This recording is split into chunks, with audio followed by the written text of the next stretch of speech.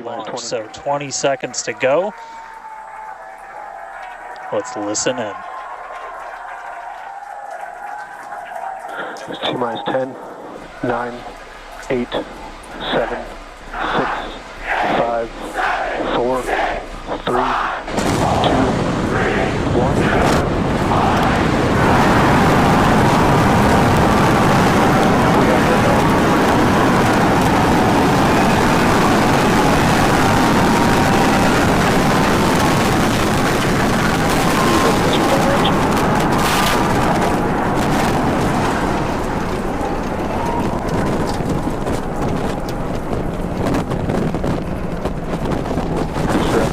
Nominal.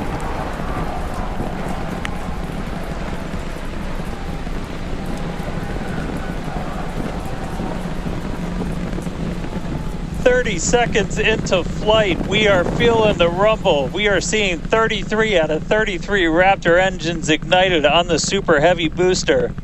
Booster and ship, avionics, power, and telemetry nominal. Acquisition of signal, Corpus Christi. Continuing to get good call outs. Our trajectory looking nominal, systems looking nominal. Just amazing to see all 33 lit up once again.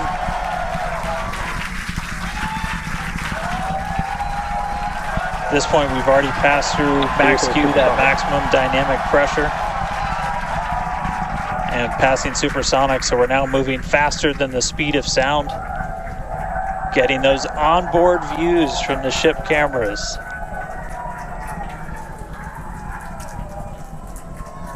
Now the next major milestone is going to be a hot staging maneuver. Again, we're going to be doing that in just about 90 seconds. To do that, we're going to shut down all but the 3 center Raptor engines on Super Heavy. That'll be our MECO, our most engines cut off. And then the clamps holding the 2 stages together are going to release. Starship's second stage will ignite its engines, the RVACs first, the sea levels right after that. The sea level engines will be splayed or just kind of pointed out at about a 15-degree angle. So if you look close and we get good tracking, you might be able to see those center right after. And so those 6 engines will push Starship off of the booster.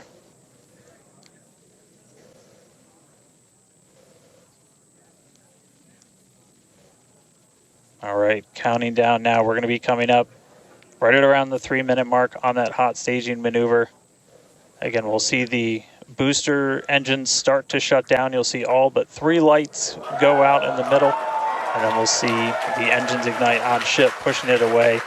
And that will start carrying the ship into space. Booster will start to do its flip and then move into the boost back burn, setting it up for eventual splashdown in the Gulf of Mexico. Stage separation.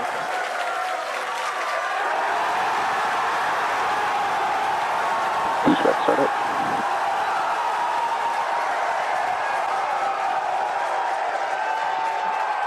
Hot staging confirmed. Boosters now making its way back, seeing 6 engines ignited on ship. Kate, we got a Starship on its way to space and a booster on the way back to the Gulf. Oh man, I need a moment to pick my jaw up from the floor because these views are just stunning. These are live views from Starship. First stage is currently performing the ship avionics, power and telemetry nominal. Good there, news informing us that the second stage or the ship, everything looking good, nominal there. First stage is currently performing the boost back burn, expecting that to last about 1 minute. That boost back burn, that boost back burn propels the booster back towards the coast, taking it to a landing in the waters of the Gulf of Mexico. We're only using the Super Heavy booster's 13 center engines from here on out.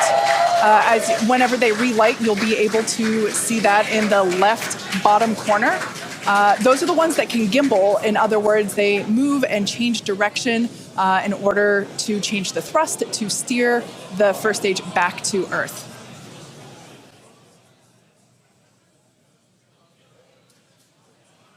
Wow, these are just incredible views coming to us. Everything is looking good for both the first stage on the left-hand side of your screen or the Super Heavy booster, as well as on the right-hand side of your screen, that is Starship, or we also refer to that as the ship. Now, the boost back burn was the first of 2 burns required to return it to Earth. The next one will be the landing burn, where all 13 center engines will initially ignite and then transition into a 3-engine burn to help slow it down. Now, just as a reminder of the Stage 1 test objectives, we're looking for controlled ascent, which we have so far. Stage separation, which, gorgeous, we cruised right through it, as well as on a nominal trajectory.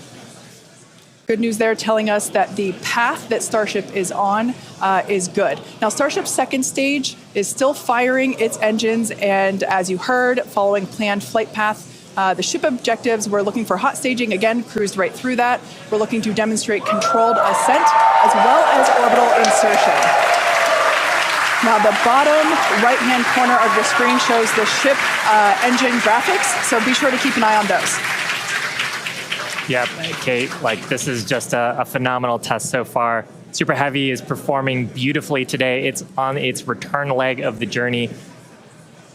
Ship continuing to burn its 6 engines, those larger circles, the Raptor vacuum engines, the inner circles, the Raptor sea level engines. We're about 30 seconds away, just under 30 seconds away from the start of the boost back burn. Excuse me, the landing burn on the booster. You can see the grid fins rotating. Those hypersonic grid fins are guiding us through the atmosphere back towards our splashdown site. Again, we're going for a splashdown, a soft splashdown. So for landing burn, we're going to expect to see the 13 center engines light, rapidly bring down the booster's velocity, and then just the 3 in the center for splashdown. Let's see if that'll work.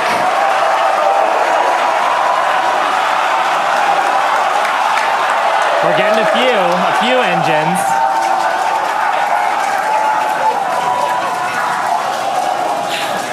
And acquisition of signal. Let's see if we can get some other video of that.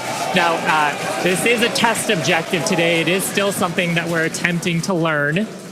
And to make it that far, to demonstrate the controlled re-entry up to that point is pretty darn good. Ship continuing to look nominal with its ascent burn. This burn lasting about 6 minutes total. And we're expecting that this burn will end just after T+8 minutes, about a minute from now. So far, though, I mean, congrats to the team. Making it this far is farther than we've gone. Absolutely. On Flight 2. Just wonderful views and great engine performance from the vehicles.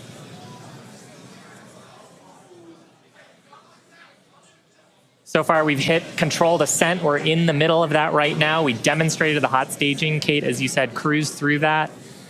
We demonstrated controlled entry of the booster.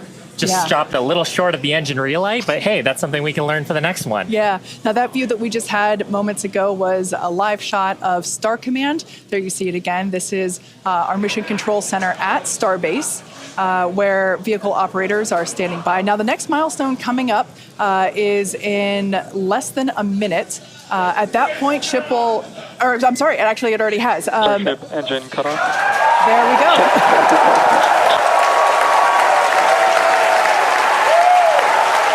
As you heard there, by the call out and from the crowd behind us,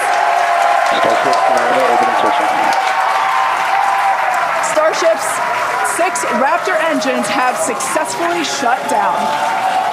We heard a call out for nominal orbital insertion, which is incredible. Look at these views, Dan. I'm just completely blown away right now. What a day. Congratulations to the entire SpaceX team. I mean, this flight pretty much just started, but we're farther than we've ever been before. We've got a Starship not just in space, but on its coast phase into space. Just to recap where we've come, and it's only been 9.5 minutes. How has it only been 9.5 minutes? we lifted off right on time at 8:25 a.m. We didn't have to hold at our gate at all. We had 33 out of 33 Raptor engines open up and light and get us through a nominal ascent. Another successful hot stage. All 6 engines on the ship propelling us into orbit. We did see what looked like a nominal boost back burn, and then we did make it all the way to the landing burn this time. Didn't light all the engines that we expected, and we did lose the booster. We'll have to go through the data to figure out exactly what happened, obviously.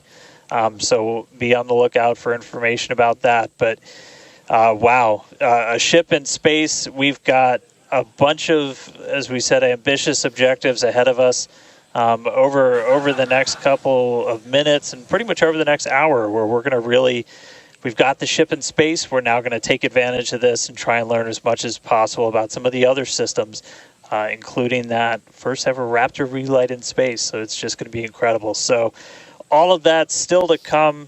The mission just started, but wow. What a liftoff! What a hot stage! What an amazing sight to see Starship there in outer space. I can't believe we're seeing it in space. This is awesome. Wonderful. Now we are going to be coasting for the next about 30 minutes or so. We'll be back around the T plus 40 minute mark, and that'll be Starship continuing to coast, hit those ambitious test objectives, and then continue on to re-entry. We're not totally sure what video that we'll get, since that normally comes to us as we overfly ground stations, and we don't have a ton of those along our trajectory. But as we have video, we'll be sure to bring that to you. Starlink may be able to bring us additional communication paths today that will allow us to talk to Starship through re-entry with no communications blackout period. It's a possibility, but either way, we will be live for all of today's milestones. And of course, when we do have views, signal, Puerto Rico, especially like the ones that we have now, which I just cannot get over. When we have views, we will be sure to bring those to you live. But no views or no views, we'll see you back here at T plus 40 minutes. Pez door is opening. And there we just heard call it that Pez door is opening, so that's great. First test. Yeah. One of our test objectives today is to open and close that Pez door. That's where we will deploy Starlink satellites from in the future. So great news there that test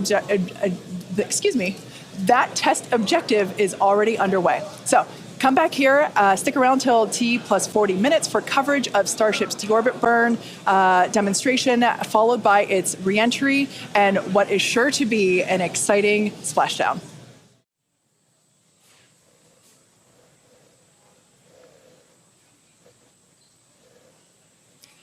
Now, if Starship manages to make it all the way through re-entry, we'll collect valuable data on Starship flying through the Earth's atmosphere at hypersonic speeds, meaning more than 5, or at this point, will be more than 5 times the speed of sound.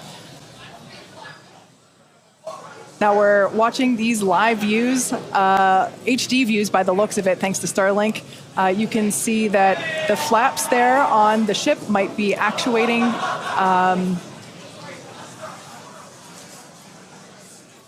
Certainly some incredible visions of planet Earth behind Starship.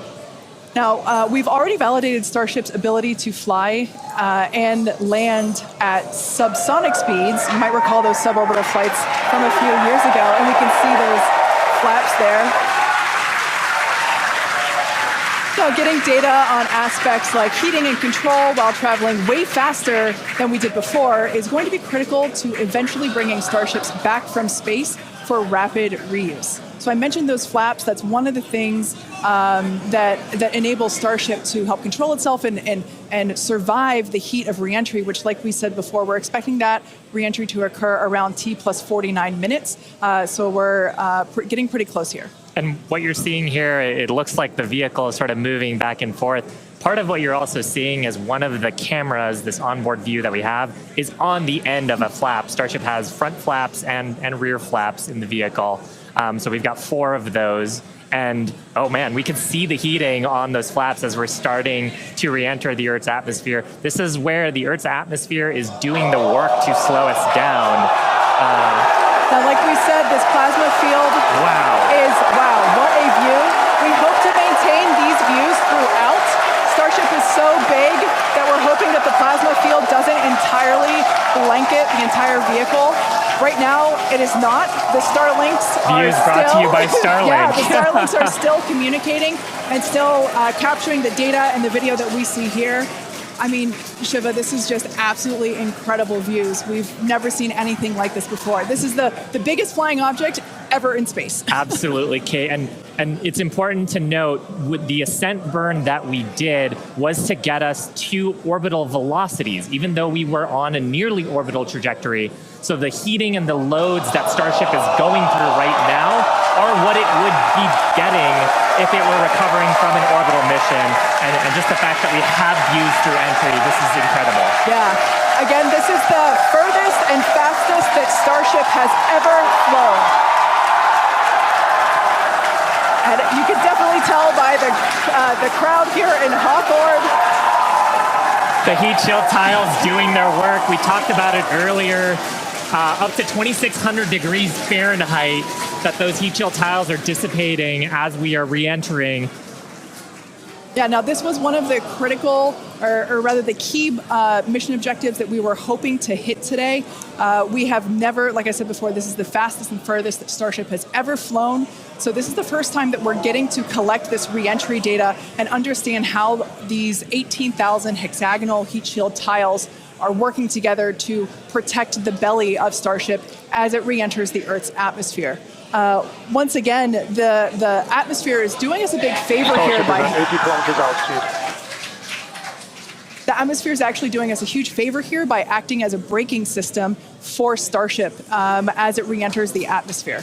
And that's part of the reason why the flaps are so important. We're using the body of Starship and the drag from the atmosphere to slow us down from orbital speed, but you want the vehicle to remain stable. You want those heat shield tiles pointed down so they can absorb the heat of the Earth's atmosphere. And so that's the purpose that they are serving during the hypersonic phase and then again during the subsonic phase. Absolutely. So like we said, these views are being provided by a couple Starlink terminals that are positioned on Starship itself. As that plasma builds, we're hoping that we can bring these views back to you, but you can see the telemetry there on the right-hand side of your screen. If you watch closely, you can see the speed decelerating. Again, that's the friction of the atmosphere resulting in this plasma field, or excuse me, the blanket that is potentially blocking the Starlink terminals right now. So we'll bring those views back to you if we get them.